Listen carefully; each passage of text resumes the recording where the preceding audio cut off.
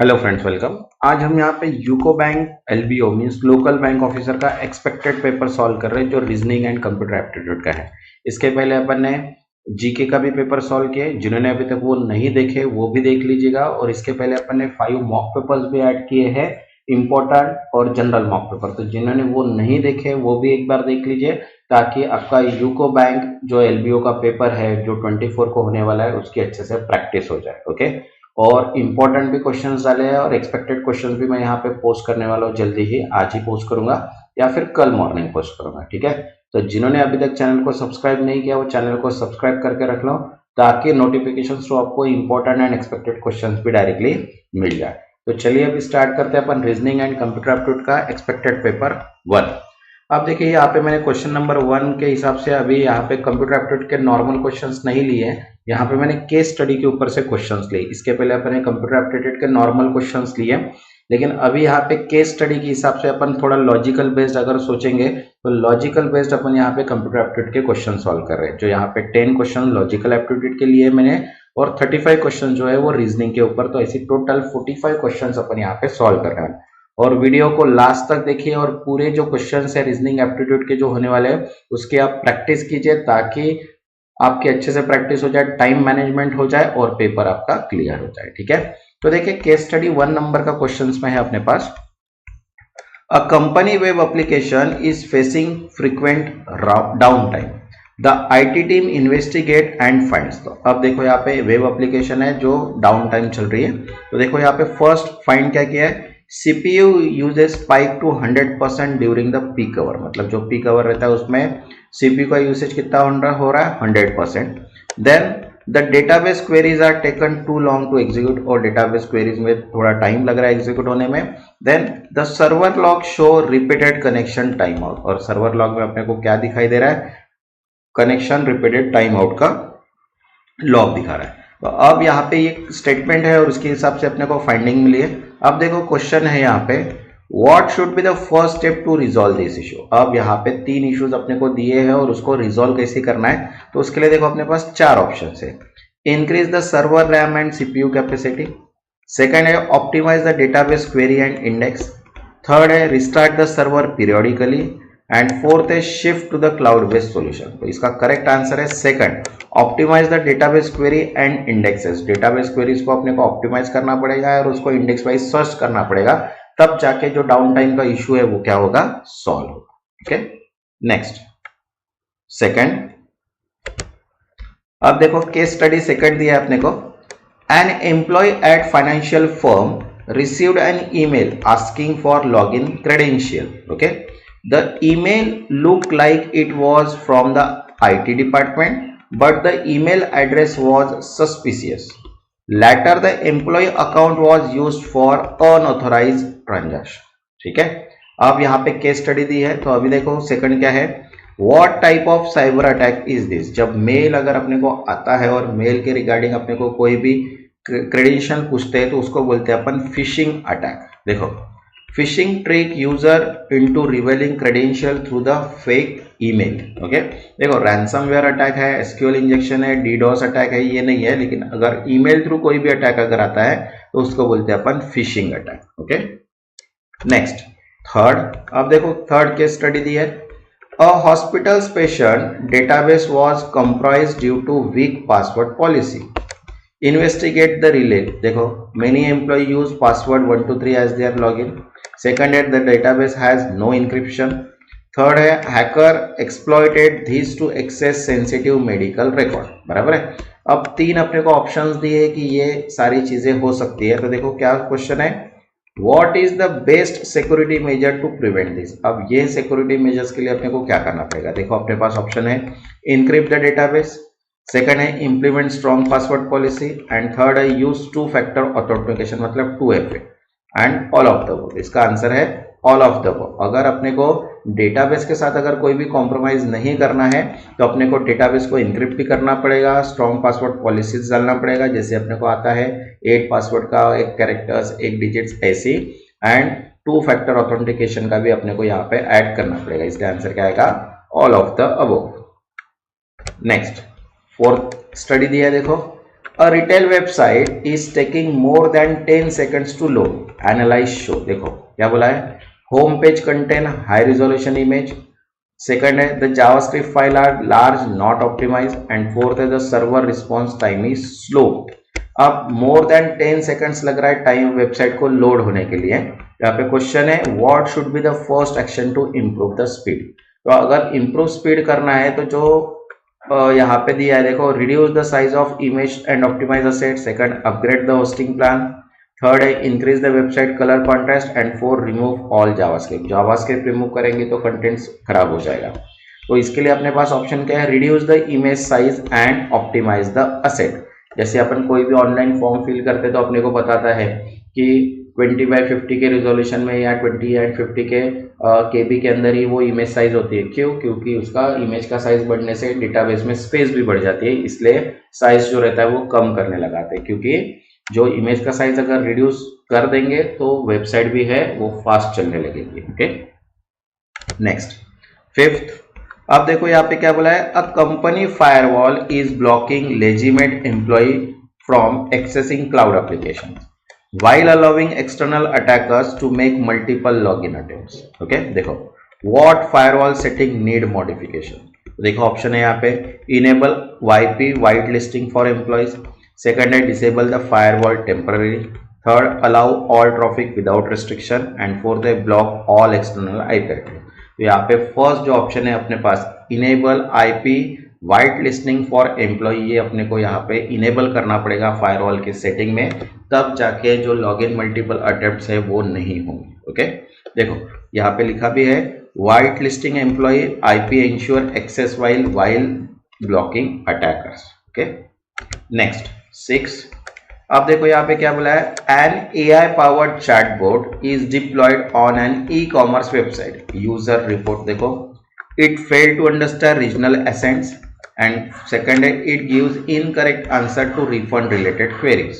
तो यहाँ पे देखो ऑप्शन क्वेश्चन क्या है अपने पास, what should be done to improve the chatbot. तो देखो ऑप्शन है अपने पास, improve the NLP means natural language processing model. Second है reduce the chatbots response time. Second है replace the chatbot with FAQ page. And fourth, disable the chatbot until further notice. तो यहाँ पे क्या करना पड़ेगा, first improve NLP means natural language processing model को अपने को इम्प्रूव करना पड़ेगा, तब जाके चैटबॉट का कंसेप्ट अच्छे से काम कर पाएगा. Okay, next 7.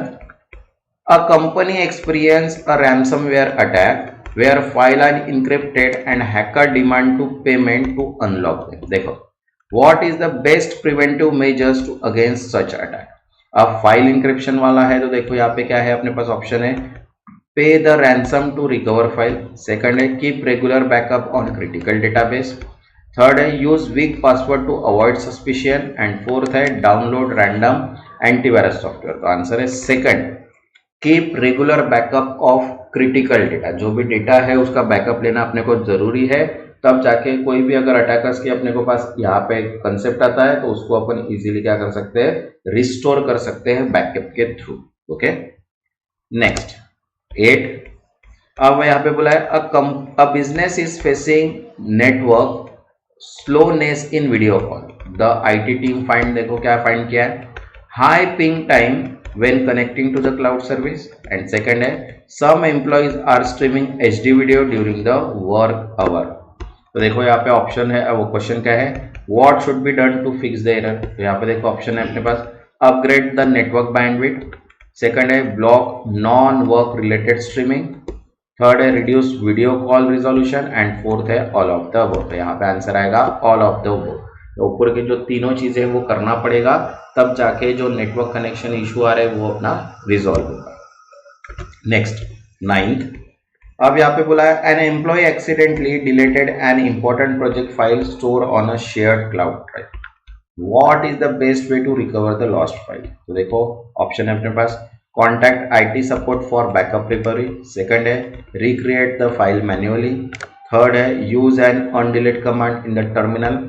एंड फोर्थ है request the attacker to the restore the file. तो यहाँ पे क्या करना पड़ेगा, कॉन्टैक्ट करना पड़ेगा IT support for backup recovery के लिए. Okay, next 10th. अब देखो यहाँ पे पहला, an online exam system detected suspicious activity where, देखो, a candidate log in from two different locations at the same time, and second है another candidate copy pasted answer from the document. तो देखो question है अपने पास, what should the system implement to prevent cheating?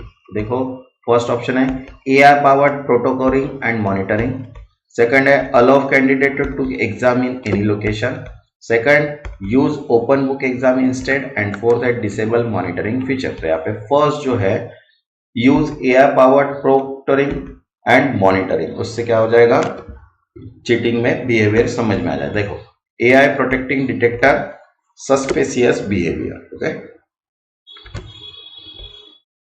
ये हो गए अपने का कंप्यूटर के 10 क्वेश्चन जो अपने लॉजिकल बेस्ड सॉल्व किए. ओके, अब मेन जो है वो अपने रीजनिंग के क्वेश्चन से जो 35 अपन सॉल्व करने वाले हैं. जिन्होंने अभी तक चैनल को सब्सक्राइब नहीं किया वो चैनल को सब्सक्राइब कर लो ताकि इंपॉर्टेंट एंड एक्सपेक्टेड क्वेश्चंस आपको डायरेक्टली नोटिफिकेशन थ्रू मिल जाए. तो चलिए अब स्टार्ट करते हैं. यहाँ पे मैंने फिर से वो डायरेक्शंस देखे 1 से लेके 5 तक दिया. 10 क्वेश्चंस अपन ने कंप्यूटर एप्टीट्यूड के सॉल्व किए जो केस बेस्ड थे. ओके, इसके पहले अपन ने नॉर्मल क्वेश्चन सॉल्व किया और आज अपन ने थोड़ा चेंज करके उसको केस बेस्ड में कर दिए. अब देखो यहाँ पे क्वेश्चन बोला है 1 to 5 का direction. Read the given information carefully and answer the question given besides.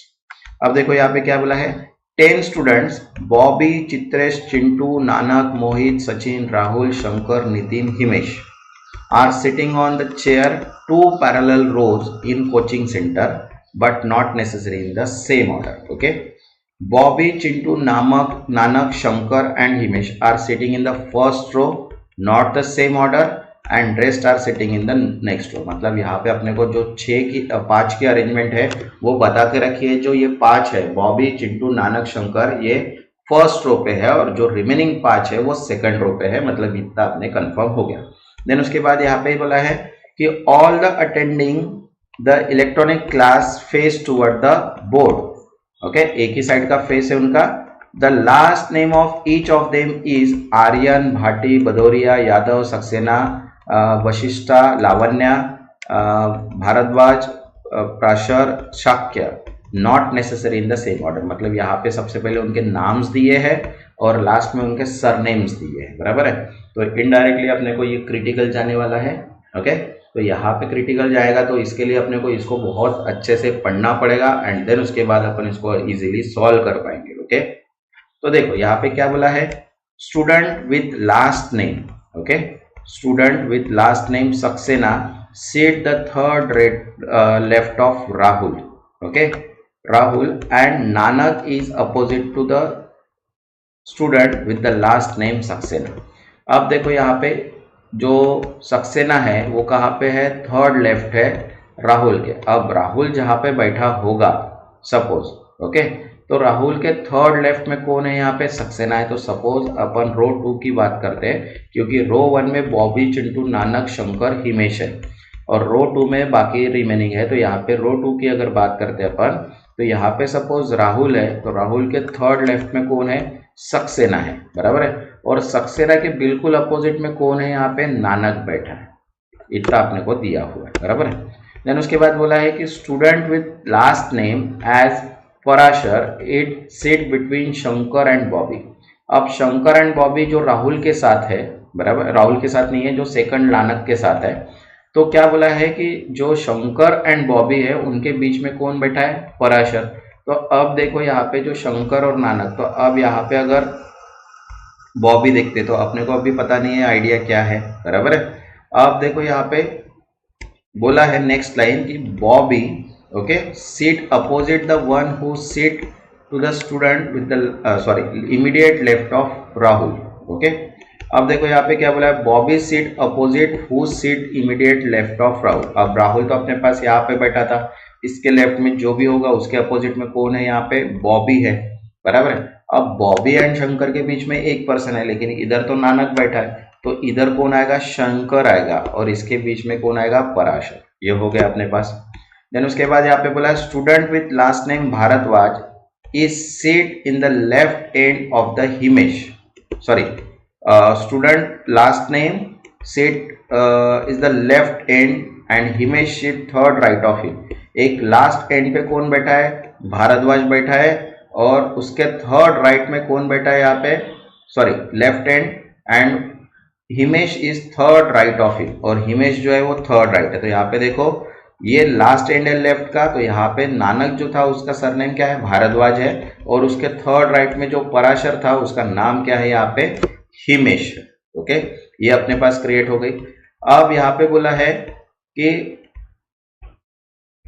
Student with last name, okay, student with last name Vashishtha who sit middle in the row, first row, seat opposite to the student with the last name as Lavanya. अब यहाँ पे जो बॉबी था, बराबर, ये middle पे था first row पे, तो इसके अपोजिट में कौन है, लावण्य है, बराबर है। देन उसके बाद यहाँ पे क्या बोला है, Shankar last name is Yadav, Shankar का जो लास्ट नेम है वो क्या है, यादव है। जो शंकर यहाँ पे था इसका नाम यादव है। And seat third to the right student with the last name Aryan. अब देखो यहाँ पे थर्ड राइट बैठा है इसके, तो यहाँ पे जो इसका लास्ट नेम है वो क्या है, आर्यन, तो यहाँ पे आर्यन आएगा। ओके, देन उसके बाद student with the last name Bhati seat between Nitin and Sachin. अब देखो नितिन एंड सचिन जो है उसके बीच में कौन है, भाती है। तो अब यहाँ पे सक्सेना आ गया, यहाँ पे लावण्य आ गया था, अब लावण्य एंड यहाँ पे नितिन आ गया। तो यहाँ पे क्या बोला है, स्टूडेंट विथ लास्ट नेम भाती is sit between Nitin and Sachin. तो सपोज अगर मैं सचिन यहाँ पे मान लेता हूँ तो नितिन यहाँ पे आएगा, बराबर है।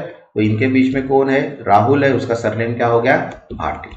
ओके, देन उसके बाद यहाँ पे बोला है कि student with the last name Shakya seat immediate right of Chitresh. अब चित्रेश जो है वो सबसे पहला है, तो उसके राइट में कौन है, शाक्य, क्योंकि इन सबके सरनेम तो हो गए, बराबर है। अब यहाँ पे जो चित्रेश है वो कौन है, फर्स्ट है, और उसके साइड में कौन है, शाक्य है। Student name with Aryan is opposite to the one who seat immediate left of Sachin. अब सचिन यहाँ पे था, सचिन के लेफ्ट में यहाँ पे है, उसका नाम क्या है, मोहित, और मोहित जो है वो आर्यन के अपोजिट में है, बराबर है, और उसका नाम जो है वो शाक्य है। देन उसके बाद यहाँ पे बोला है student with the last name of Bhadauria as does not seat not in the between the row. तो यहाँ पे जो नितिन है वही कौन है, यहाँ पे बडोरिया, क्योंकि बाकी के जो सीटिंग अरेंजमेंट वो अपनी क्रिएट हो गई। तो एक बार अगर अपन ने यहाँ पे क्वेश्चंस को पढ़ लिए तो उसके हिसाब से अपने को आंसर इजीली आ जाता है। इसलिए मैंने यहाँ पे एक थोड़ा इजीली, मतलब थोड़ा टाइम लगा अपने को ये क्वेश्चन को सॉल्व करने में, लेकिन पूरा क्वेश्चन अपना क्या हो गया, इजीली सॉल्व हो गया। अब क्वेश्चन अगर इजीली सॉल्व हो गया तो उसके ऊपर से अपने को क्या करना है, इसका आंसर्स भी निकालना है, क्योंकि एक क्वेश्चन के ऊपर 5 मार्क्स है। ओके, और लोकल बैंक ऑफिसर का पोस्ट है तो एग्जाम पैटर्न तो यही आएगा। ओके, तो अब देखो यहाँ पे क्वेश्चन डायरेक्शंस दिए अपने को, देखो 1 से लेके 5 तक का।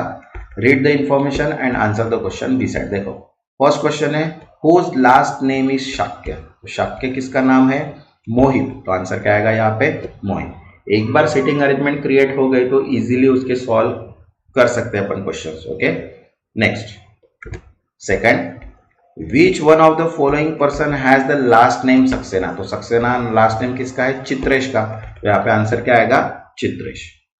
Next third, who seat to the immediate right of Mohit. Mohit के इमीडिएट राइट कौन है यहाँ पे, सचिन लावण्य, तो आंसर है यहाँ पे Sachin. Next fourth, who seat between the one who last name as Parashar and Chintu. तो पराशर एंड चिंटू की बात करते हैं तो चिंटी जो है वो आर्यन है और पराशर यहाँ पे हिमेश है, तो इनके बीच में कौन बैठा है यहाँ पे, बॉबी, और बॉबी नाम जो है वो यहाँ पे। Okay, next fifth, 4 of the 5 are like in a certain way, thus form the group, find one that does not belongs to। देखो नानक है, ये रहा नानक, चित्रेश है, चित्रेश उसके अपोजिट में रहा, एक राहुल है, राहुल यहाँ पे आ गया, बराबर है। नितिन, नितिन जो है वो कहाँ पे है, नितिन जो है ये लास्ट में आ गया यहाँ पे, एंड शंकर उसके अपोजिट में। तो सिर्फ राहुल एक जो है वो ऑड वन आउट है, इसलिए करेक्ट आंसर क्या आएगा यहाँ पे, राहुल। अब नेक्स्ट देखो डायरेक्शन फिर से चेंज हो गया है, डायरेक्शन है अपने 6 to 10 का। 1 से 5 का अपन ने क्वेश्चन सॉल्व किए जो सिटिंग अरेंजमेंट का था। यहाँ पे भी सिटिंग अरेंजमेंट का क्वेश्चन हो तो मिनिमम 3 सिटिंग अरेंजमेंट के क्वेश्चन एक्सपेक्टेड करके चलो कि 2 मिनिमम अपने को नॉर्मल सिटिंग अरेंजमेंट आएंगी और एक जो आएगा वो पजल फॉर्मेट पे आएगा। तो इसीलिए अपने को क्वेश्चन के आंसर अपने को इजीली सॉल्व करना हो जाएगा अगर आपको सीटिंग अरेंजमेंट के क्वेश्चंस प्रॉपर आते हैं। तो देखो, read the given information carefully and answer the question given besides. अब देखो यहाँ पे क्या है कि 8 friends namely Aachman, Sejal, Neha, Rahim, Lovely, Pramod, Ranjit and Megha of St. Xavier College decided to go for dinner after submitting their final project report to the project head of their college. कितने friends है? 8 person है। Okay, in multi cuisine restaurant they all are sitting around the circle table but not necessary in the same order. Before starting dinner, they decide to play game for which of them 4 are facing center, while 4 of them are not facing center. Not more than 2 person facing the same direction can sit together. मतलब 4 inside है, 4 outside है। मतलब indirectly अगर आप corner corner पकड़ते हो तो 4 inside पकड़ो या फिर आउटसाइड पकड़ो, और 4 जो मिडल वाले रहते हैं उनको इनसाइड या आउटसाइड, ऐसे करके 1 बाय 1 अपने को मतलब एक इनसाइड एक आउटसाइड, ऐसे अपने को यहाँ पे सीटिंग अरेंजमेंट क्रिएट करना है। क्योंकि यहाँ पे बोला है कि सेम डायरेक्शन पे 2 पर्सन सीट नहीं है। ओके, अब देखो यहाँ पे सपोज अपन ने यहाँ पे अरेंजमेंट कर ली है। देखो यहाँ पे इनसाइड आउटसाइड ऐसी 4 इनसाइड और 4 आउटसाइड अपन ने एरो भी बना दिए। ओके, अब इसके ऊपर से अपने को क्या करना है, इसके क्वेश्चंस को सॉल्व करना है, बराबर है। तो क्वेश्चंस अगर आते हैं तो यहाँ पे सबसे पहले स्टेटमेंट के हिसाब से डायग्राम बनाना पड़ेगा। तो देखो यहाँ पे क्या बोला है, Rahim is not an immediate neighbour of Sejal, छोड़ दो उसको। Then Pramod is an immediate neighbour of Rahim. तो अब जहां पे भी रहीम होगा, सपोज यहाँ पे रहीम यहाँ पे ऐड किया, डायरेक्शंस पता नहीं है लेकिन उसके आजू बाजू में कौन है, प्रमोद है, तो यहाँ पे भी आ सकता है, यहाँ पे भी आ सकता है, पॉसिबिलिटी है। देन यहाँ पे बोला है कि Neha is a immediate neighbour of Ranjit who seat second left of Aachman. अब जो रंजीत है वो कहाँ पे है, आचमैन के सेकंड लेफ्ट है, और उसकी जो नेबर है वो कौन है, नेहा। तो सपोज यहाँ पे अगर अपन आचमैन डालते हैं तो इसके सेकंड लेफ्ट में यहाँ पे रंजीत आ गया और उसकी नेबर कौन हो गई यहाँ पे, नेहा, बराबर है। अब suppose Sejal seat third right of mega. अब सेजल जो है वो कौन है, थर्ड राइट ऑफ मेगा। अब मेगा कहाँ पे बताया नहीं है अपने को, लेकिन सपोज यहाँ पे अगर मेगा करते तो उसके थर्ड राइट में रंजीत आएगा, और लेफ्ट में देखते तो यहाँ पे अगर इसको इनसाइड देखते हैं तो यहाँ पे देखो सपोज मेगा ये हो गई और इसके थर्ड राइट में ये हो गई सेजल, मतलब इसका डायरेक्शन आउटसाइड हो गया। Okay, then Lovely is not facing the centre. अब लवली जो है वो फेसिंग सेंटर पे नहीं है। Okay, both the immediate neighbour of Lovely are facing centre. अब सपोज जहाँ पे लवली बैठी होगी, तो सपोज यहाँ पे सपोज लवली बैठी है तो इसके जो दोनों नेबर्स है वो क्या है, फेसिंग सेंटर है, क्योंकि ये आउटसाइड हो गया। तो अब ये इनसाइड हो गया तो ये प्रमोद जो हो गया ये क्या हो गया, आउटसाइड हो गया। अब ये आउटसाइड हो गया तो सेजल यहाँ पे इनसाइड हो गई, और इनसाइड हो गई तो ये अपना क्या हो गया, फिर से आउटसाइड हो गया। तो ऐसे यहाँ पे अरेंजमेंट बनेगी।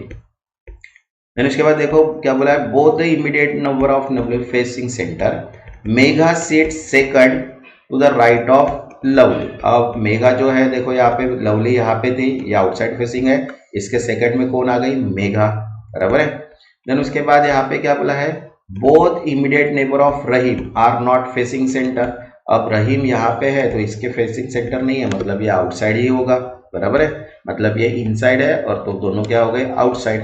देन उसके बाद बोला है the one who is opposite Aachman is facing centre. अब आचमैन के जो अपोजिट है वो फेसिंग सेंटर है, मतलब जो है Sejal. Rahim seat immediate left of lovely. अब रहीम कहाँ पे, इमीडिएट लेफ्ट है, मतलब यहाँ पे हो गया। Then both the immediate neighbour are Sejal are facing same. अब नेबर जो है वो सेम है, मतलब ये इनसाइड है, तो दोनों क्या हो गए, आउटसाइड हो गए। अब यहाँ पे अपने को क्या मिल गई, यहाँ पे सीटिंग अरेंजमेंट क्रिएट हो गई अपनी, बराबर है, जो स्टेटमेंट के हिसाब से सीटिंग अरेंजमेंट। अब सीटिंग अरेंजमेंट के हिसाब से अपने को क्या करना है, इसके क्वेश्चन सॉल्व करना है। आप इसको सॉल्व करके देखिए, पॉसिबिलिटीज जो स्टडीज है वो भी कर लीजिए, क्योंकि मैंने यहाँ पे डायरेक्ट बताया है, आपको पॉसिबिलिटीज के हिसाब से इसको सॉल्व करना पड़ेगा, विदाउट पॉसिबिलिटी ये सॉल्व नहीं होगा, ठीक है। तो चलिए अब इसके ऊपर से क्वेश्चन सॉल्व करते हैं। तो देखो 6 to 10 के क्वेश्चन है हमारे पास। तो फर्स्ट क्वेश्चन है, which of the following statement is true. तो अब देखो यहाँ पे बोला है कि Aachman is facing the centre, नहीं, Aachman is facing not facing the centre, लेकिन ये फेसिंग सेंटर है, तो ये फर्स्ट हो गया फॉल्स। उसके बाद Rahim is on immediate neighbour of Lovely. Rahim जो है वो इमीडिएट राइट है, नहीं है, वो इमीडिएट लेफ्ट है क्योंकि लवली का फेस आउटसाइड है। देन उसके बाद बोला है Neha seat exactly between Sejal and Ranjit. अब नेहा जो है वो एग्जैक्टली मिडल है रंजीत एंड सेहा के एंड फेसिंग आउटसाइड है, ये करेक्ट है। ओके। देन बोला है कि सेजल अपोजिट मेघा। सेजल अपोजिट मेघा है क्या? नहीं, आचमन है।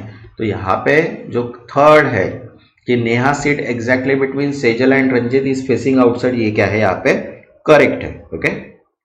नेक्स्ट 7th, अब देखो यहाँ पे क्या बोला है, how many person are there between Aachman and Neha when counted is clockwise direction from Aachman. अब आचमन का अगर क्लॉकवाइज डायरेक्शंस देखते तो यहां से अगर देखते हैं अपन, तो सेजल जो है वो वहां पे है, कितने नंबर ऑफ पर्सन है? और सॉरी, नेहा ये हो गई, और इनके बीच में कितने पर्सन है? यहाँ पे 2 पर्सन है, तो आंसर क्या हो गया यहाँ पे? 2। Next 8, 4 of the 5 are like in a certain way and hence from the group which is the one that does not belongs to group। तो देखो अब यहाँ पे रहीम एंड आचमन, तो रहीम एंड आचमन जो है वो कहाँ पे? इसमें 1 का डिफरेंस है और फेसिंग इनवर्ड है। देन रंजीत एंड सेजल दोनों 1 का डिफरेंस में और इनसाइड फेसिंग है। देन आचमन एंड सेजल जो अपोजिट है और फेसिंग सेंटर है। प्रमोद सेजल का नेबर्स है। देन उसके बाद लवली एंड मेघा देखते तो दोनों का फेस आउटसाइड है और 1 का डिफरेंस है। तो यहाँ पे जो सेजल एंड प्रमोद है ये दोनों नेबर्स है, लेकिन बाकी जो है 1 के डिफरेंस में है, इसलिए जो ऑड 1 है वो कौन है? Pramod and Sejal. Okay. Next 9th, who among the following sit third to the right of one who is on the immediate left of Megha. देखो अब मेघा के इमीडिएट लेफ्ट अगर देखते हैं तो मेघा के इमीडिएट लेफ्ट है आचमन, और आचमन का जो थर्ड सीट राइट बोला है, तो थर्ड राइट जो है वो कौन है? यहाँ पे प्रमोद है। तो आंसर कौन आएगा यहाँ पे? प्रमोद। ओके। क्वेश्चंस भी अपने को एक बार सेटिंग अरेंजमेंट हो गई तो क्वेश्चंस भी अपने को समझना चाहिए कि क्या पूछ रहे करके, नहीं तो अपन कुछ भी यहाँ पे ऐड कर देंगे और कुछ भी पोल ऐसे नहीं होगा। Okay. Next 10th, who among the following seat on the immediate right of Megha. तो इमीडिएट राइट ऑफ मेघा अगर देखते तो कौन है यहाँ पे? रंजीत। तो आंसर क्या आएगा यहाँ पे? रंजीत। ओके। अब नेक्स्ट देखो फिर से डायरेक्शन यहाँ पे 11 से 15 का दिया है, बराबर है। Read the following information carefully and answer the question given below. अब फिर से देखो यहाँ पे पजल का क्वेश्चन आ गया। अब 3 क्वेश्चंस तो आपके परमानेंट रहेंगे, इसके लिए तीनों की आपको प्रैक्टिस बहुत अच्छे से करना है, तब जाके आपका टाइम मैनेजमेंट होगा। अगर टाइम मैनेजमेंट करना है तो प्रैक्टिस करना ही पड़ेगा, चाहे वो रीजनिंग हो या फिर डीआई के क्वेश्चंस हो। प्रैक्टिस अगर नहीं करोगे तो टाइम मैनेजमेंट नहीं होगा, क्योंकि क्वेश्चंस कैसे भी पूछ सकते हैं। ठीक है, तो जिन्होंने चैनल को सब्सक्राइब नहीं किया वो चैनल को सब्सक्राइब भी कर लो, ताकि नोटिफिकेशन थ्रू आपको सभी वीडियोस मिल जाए। अब देखो यहाँ पे क्या बोला है क्वेश्चन नंबर 11 से 15 के डायरेक्शन में। 4 person participate in their car in car race. The color and brand of each car is different. Those car are white, black, red, brown and brand is Benz, Hyundai, Maruti and Toyota। बराबर है। अब देखो यहाँ पे positions दी अपने को, 4 positions है। The person mention got 4 prize 1 2 3 4। First prize is for best performance in the race. अब तुमको यहाँ पे क्या बनाना है? 4 कॉलम्स बनाना है। फर्स्ट जो कॉलम रहेगा वो पर्सन का रहेगा, position, second person, car and colour.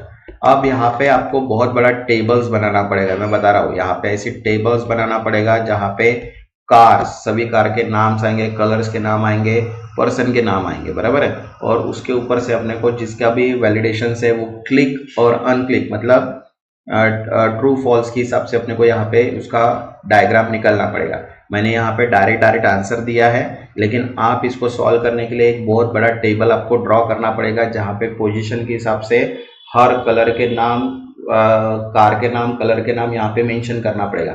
मतलब अगर यहाँ पे देखा जाए तो आपके कॉलम्स बनेंगे 4 3 12 13 कॉलम्स यहाँ पे आपके बनेंगे, और 13 कॉलम्स का आपको एक टेबल बनाना है जिसमें चारों कार के नाम, देन पर्सन के नाम एंड कलर के नाम ऐसे मेंशन करना पड़ेगा आपको। ठीक है, अब मैं यहाँ पे डायरेक्ट आपको समझा रहा हूँ, लेकिन जब आप सॉल्व करोगे तो टेबल के हिसाब से सॉल्व करना, ताकि आपके डायग्राम जो है वो क्लियर कट बन जाए। ओके, तो देखो यहाँ पे क्या बोला है, the colour of Modi car is not red. अब मोदी की जो भी कार है उसका कलर रेड नहीं है, ऐसे बोला है।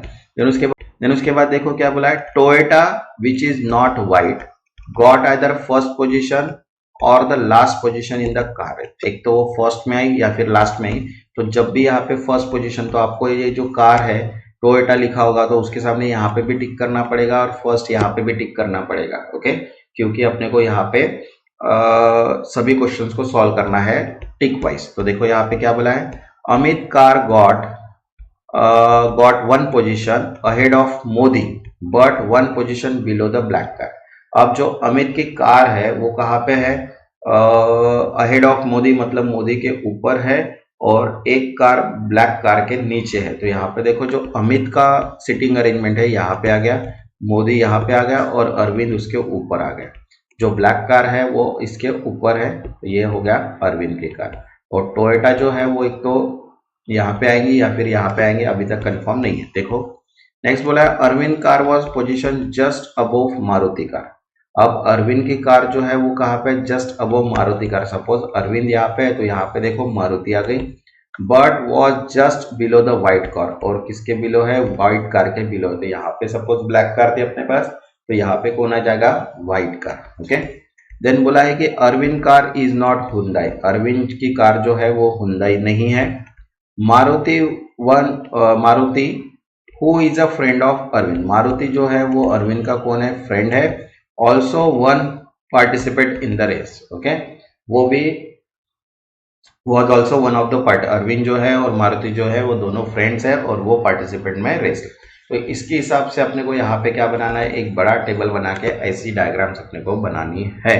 ओके, यहाँ पे मेरा पॉसिबल नहीं होता बनाना, इसलिए मैं आपको डायरेक्ट बता रहा हूँ। लेकिन जब आप सॉल्व करोगे तो डायरेक्ट इसको टेबल के हिसाब से 13 कॉलम्स क्रिएट करना और उसके हिसाब से इसको सॉल्व करना है। ठीक है, अब एक बार अपने पास अगर अरेंजमेंट बन गई तो उसके ऊपर से अपने को क्या करना है, इसके क्वेश्चन सॉल्व करना है। तो देखो यहाँ पे डायरेक्शंस दिया है अभी 11 से 15 का सेम, कि 11 नंबर का क्वेश्चन है whose car won the first prize. तो फर्स्ट प्राइज किसने जीता, यहाँ पे मारुति ने।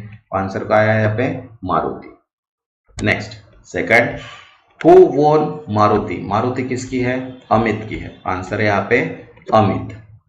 Next 13, which of the following is despite the colour of Modi car. Modi के कलर का कार कौन सा है, यहाँ पे ब्राउन। तो करेक्ट आंसर क्या आएगा, brown. Next 14, which of the following car won the second prize. Second prize किसने जीता है, यहाँ पे अरविंद ने। और अरविंद की कार कौन सी थी, बेंज। तो यहाँ पे आएगा Benz.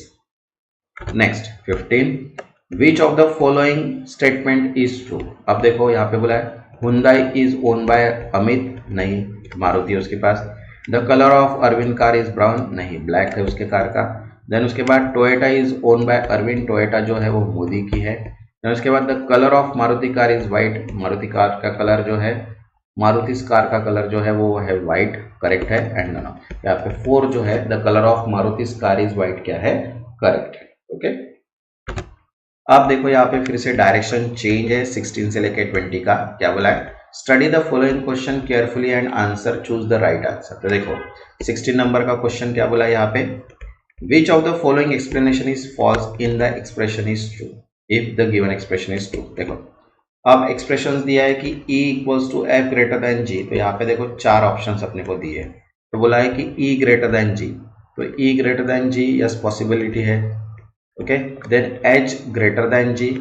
H greater than G है क्या, H greater than equals to G है, यहाँ पे ग्रेटर देन भी नहीं है। Then H greater than equals to F, H greater than equals to F, ये फॉल्स है, बराबर है। And I greater than G, तो I जो है वो greater than equals to G है, ये ट्रू है। मतलब फर्स्ट ट्रू है, सेकंड ट्रू है, थर्ड ट्रू है, लेकिन ये जो है थर्ड वाला ये फॉल्स है, इसलिए यहाँ पे ओनली 3 जो है वो क्या आएगा, करेक्ट आंसर आएगा। Okay, next 17, which of the following is a correct. अब देखो यहाँ पे करेक्ट कौन सा है, तो यहाँ पे देखो फर्स्ट स्टेटमेंट तो यहाँ पे दिया है। अब देखो V लेस देन W, तो V लेस देन W अगर देखते तो नहीं है, यहाँ पे फर्स्ट स्टेटमेंट फॉल्स हो गया।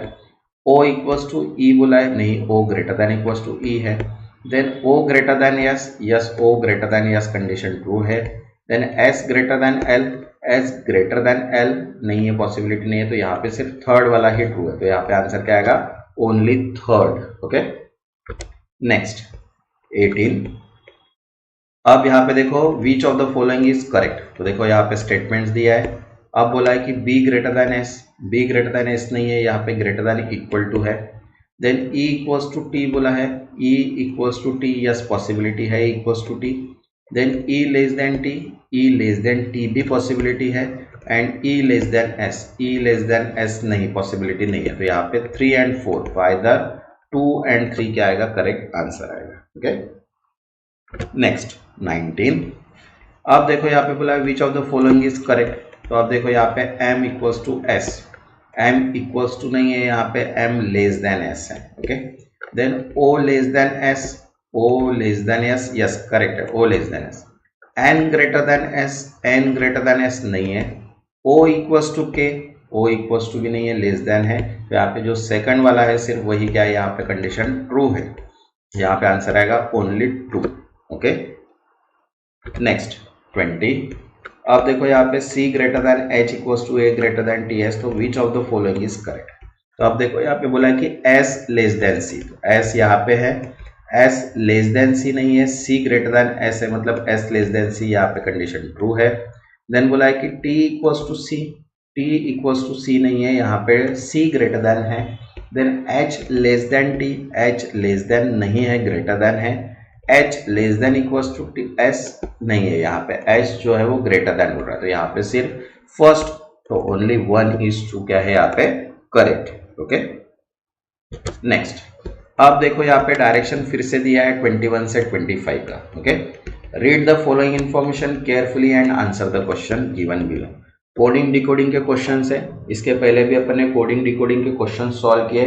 जिन्होंने पहले के मॉक पेपर नहीं देखे वो मॉक पेपर देख लो, ताकि आपके जो डाउट्स है और प्रैक्टिस जो है वो क्लियर हो जाए। ओके क्योंकि 24 को ही पेपर है, मतलब कल का दिन अगर जाता है तो पेपर आ जाएगा। ठीक है तो देखिए यहाँ पे अभी क्या क्वेश्चन है अपने पास।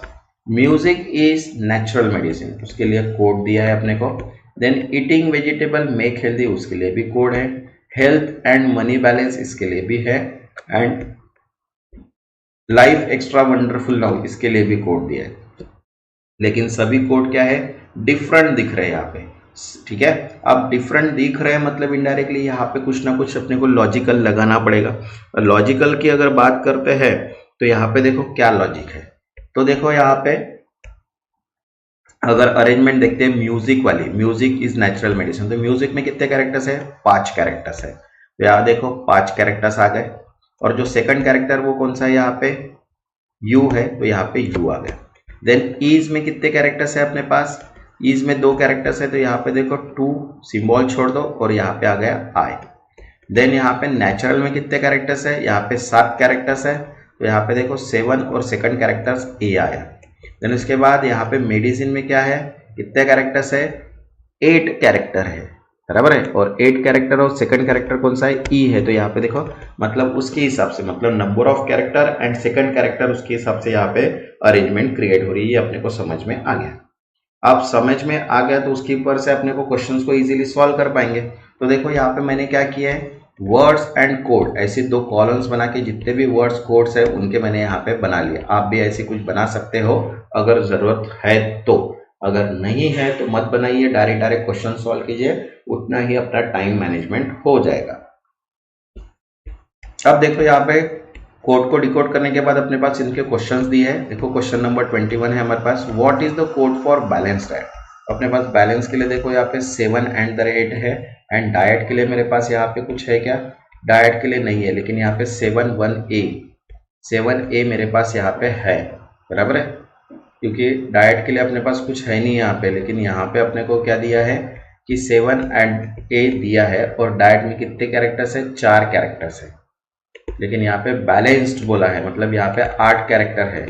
ये देखो यहाँ पे बैलेंस है, यहाँ पे बैलेंस दिखा है, तो यहाँ पे कितने कैरेक्टर्स है, टोटल 8 कैरेक्टर, और यहाँ पे 4 कैरेक्टर। ये देखो 8 और सेकंड कैरेक्टर ए है, यहाँ पे 4 कैरेक्टर और सेकंड कैरेक्टर आई, इसलिए क्या है यहाँ पे करेक्ट, यहाँ पे बैलेंस है और यहाँ पे बैलेंस्ड है। Okay next 22, what is the code for weather. तो वेदर अपने पास है क्या, यहाँ पे नहीं है। तो वेदर में कितने कैरेक्टर्स है, टोटल देखो 7 कैरेक्टर्स है। तो 7 कैरेक्टर्स और सेकंड कैरेक्टर क्या आ गया ई, तो यहाँ पे देखो 7 एंड ई, ये क्या हो गया इसका करेक्ट आंसर हो गया। Okay, next what code with the climatic condition. तो अभी क्लाइमेटिक में कितने कैरेक्टर्स है, यहाँ पे 8 कैरेक्टर्स है और यहाँ पे 9 कैरेक्टर्स है, बराबर है। 8 और 9 आएगा, 8 9 तो आ गया, सेकंड कैरेक्टर्स आई है और यहाँ पे ओ है, तो यहाँ पे देखो ओ आई आ गया, तो ये क्या है correct answer. Okay, next 24, what is the code for melody. अब मेलोडी के लिए देखो अपने पास 6 कैरेक्टर्स है, ये हो गया 6 और ई, यहाँ पर 6 ई मतलब यहाँ पे यही कैरेक्टर्स है and dollar.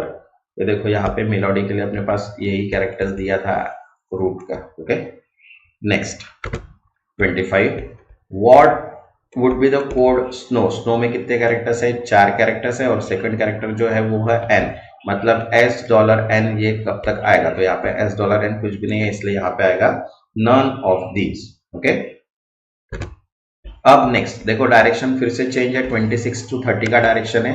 Kindly study the following information carefully and answer the question. अब ये ब्लड रिलेशनशिप के क्वेश्चन है, यहाँ पे देखो क्या बोला है, T is a sister of D. अब टी जो है ये सिस्टर है डी की।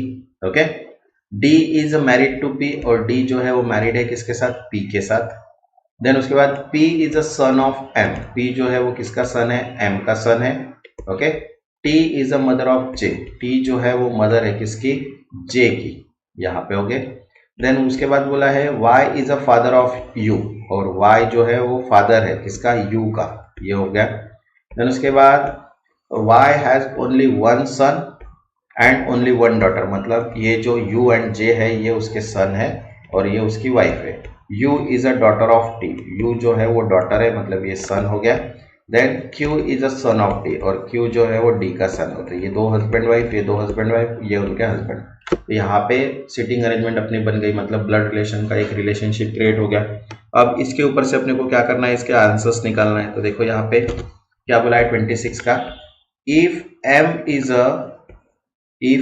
Is a wife of w, अगर सपोज m ये वाइफ है w की, then how is q related to w। अब q जो हो गया वो कौन हो गया, ग्रैंड सन हो गया, कि उसके लड़के का सन है, तो यहाँ पे हो गया grandson. Next 27, how is p related to t। अब p ये है और t ये है, तो ये कौन हो गया, ब्रदर इन लॉ। आंसर क्या है यहाँ पे, brother in law. Next 28, how is j related to d। अब j एंड d, तो j और d ये जो है ये, how is j related to d। अब j यहाँ पे और d यहाँ पे, मतलब ये आंट है, तो ये हो गया नेफ्यू। ओके, नेक्स्ट अब देखो यहाँ पे डायरेक्शन फिर से चेंज है, 23 से लेके 33 का डायरेक्शन दिया है। Study the following information carefully and answer the question given besides. अब यहाँ पे अल्फा न्यूमेरिक सिंबल के क्वेश्चंस है, इसकी अपन ने एक सेपरेट वीडियो बनाया था, जिन्होंने नहीं देखा है वो भी देख लीजिएगा, ताकि आपकी अच्छे से प्रैक्टिस हो जाए, क्योंकि वहाँ पे अपन ने 6 टाइप के अरेंजमेंट्स बता दिए। ठीक है, अब अपने पास ये सीरीज दी हुई है और इसके ऊपर से अपने को क्या करना है, इसके क्वेश्चन निकालना है। तो देखो यहाँ पे 29 क्वेश्चन बोला है, if the above sequence starting from b, मतलब b मतलब ये b to dollar is written in reverse order, okay, which element will be the fourth left of the 15th from the left hand। तो देखो 15 element from the fourth left बोला, तो यहाँ पे 11 from the left hand, तो 11 from the अगर left hand देखते तो यहाँ पे 1 2 3 4 5 6 7 8 9 10 11 कौन आ गया यहाँ पे, u। तो करेक्ट आंसर क्या आ गया यहाँ पे, u। Next 30, how many such letters are there which are immediately preceded by letter and followed by symbol. अब ऐसी कितने लेटर्स है जिसके पहले क्या है, लेटर्स है और बाद में क्या है, सिंबल्स। तो देखो यहाँ पे लेटर्स एंड सिंबल्स अपने को निकालना है। ओके, तो देखो कौन से है यहाँ पे, देखो ये है AE%, देन उसके बाद यहाँ पे आया BR एंड, बराबर है। देन उसके बाद यहाँ पे और क्या आएगा, ये UWC आएगा यहाँ पे, ये 3 अरे, तो यहाँ पे बाकी नहीं है, तो यहाँ पे ओनली 3 क्या आएगा, इसका करेक्ट आंसर आएगा। Okay, next 31, if every letter is given sequence is replaced by previous letter of English alphabet. Which element will be the second of the left of 9 from the right hand, मतलब 9 + 2 11 from the right hand. यहाँ से देखो 1 2 3 4 5 6 7 8 9, यहाँ पे कौन सा आ रहा है 11th एलिमेंट अगर देखते हैं यहाँ पे तो ये देखना 1 2 3 4 5 6 7 8 9 10 11, ये आ गया डब्ल्यू, और डब्ल्यू के पहले जो आता है वो आता है वी, तो करेक्ट आंसर क्या आएगा यहाँ पे वी। नेक्स्ट 32, अब देखो यहाँ पे एनालॉजी दिया है कि E%Y बोला है, तो E%Y ओके, देन बोला है कि उसका रिलेशंस क्या बोला है MO*, मतलब इधर से फर्स्ट कैरेक्टर इधर से लास्ट कैरेक्टर वैसी वाला। देन अभी OL3 बोला यहाँ पे, OL3 ये कैरेक्टर है, तो यहाँ पे अगर देखते तो यहाँ पे क्या आएगा %6 एंड बी, यहाँ पे आएगा %6 क्या आएगा करेक्ट आंसर आएगा। ओके नेक्स्ट 33, अब देखो यहाँ पे क्या बोला है which of the following statement is correct with regards the position of R in the sequence. अब आर की पोजीशन ये रही, अब इसके रिगार्डिंग टू देखो it is the 7th to the left of 11 from the right hand. Okay, अब 7 to the left and 11 from the right hand अगर देखते हैं यहाँ पे तो इनडायरेक्टली ये जो पोजीशन हो गई ये कौन सी हो गई फोर्थ पोजीशन, तो है क्या फोर्थ पोजीशन नहीं है। देखो it is 8 to the left and 15 from the left hand, मतलब 15 - 8 अगर करते हैं तो इनडायरेक्टली कितना हो गया 7, तो आर की पोजीशन अगर देखते हैं तो यहाँ पे 7 है क्या 1 2 3 4 5 6 7, यस करेक्ट है 7, तो यहाँ पे जो सेकंड है वो क्या आएगा करेक्ट आंसर आएगा। ओके नेक्स्ट फिर से डायरेक्शन देखो यहाँ पे 34 से 35 का है, study the following questions carefully and answer the question given below. अब देखो क्वेश्चन नंबर 34 दिया है यहाँ पे, one day Nita left home and cycle 10 kilometre towards south. अब सपोज यहाँ पे इसका होम है और ये नॉर्थ गई साउथ गई यहाँ पे 10 किलोमीटर, देन बोला कि she turn right and cycle 5 kilometre, यहाँ से उसने राइट लिया और कितना साइकिलिंग किया 5 किलोमीटर की, then again turn right and cycle 10 metre, यहाँ से ये इतना यहाँ तक गई 10 किलोमीटर फिर से, then turn left and cycle 10 kilometre, यहाँ से यहाँ तक गई। Okay, then how many kilometres will she have to cycle to reach her home, तो यहाँ से ये 10 का डिस्टेंस और ये 5 का डिस्टेंस, मतलब टोटल 15 किलोमीटर, तो 15 किलोमीटर क्या आ गया करेक्ट आंसर आ गया। ओके नेक्स्ट अब देखो यहाँ पे क्या बोला है 35 में, A is located to the west of, A जो है ये कहाँ लोकेटेड है बी के वेस्ट साइड में है, C is located in north in between A and B, A and B के बीच में है और C नॉर्थ साइड में है, D is exactly to the south of B, जहाँ पे B है उसके exactly को साउथ में कौन है D है। Okay and also in the line of B, और B के एक स्ट्रेट लाइन में, in which direction C is D located, तो C and D जो होता है तो ये डायरेक्शन है, अब ये जो डायरेक्शन है C and D की तो ये कौन सी है यहाँ पे साउथ ईस्ट, यहाँ पे आंसर क्या आएगा साउथ ईस्ट।